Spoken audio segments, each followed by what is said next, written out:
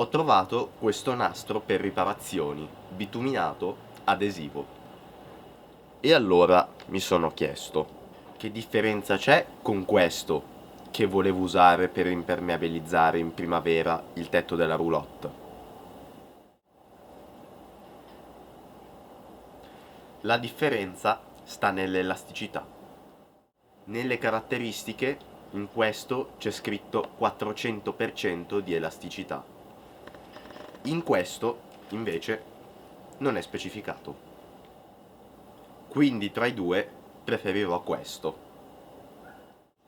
Quindi per il tetto preferisco questo, mentre questo lo terrò per gli altri lavori. Ciao, sono Alessio di Milano e vi porto nel fantastico mondo del campeggio. Anche se faccio lo spiritoso, il contenuto del video è serio e vediamo se riusciremo a far amare a tutti il campeggio.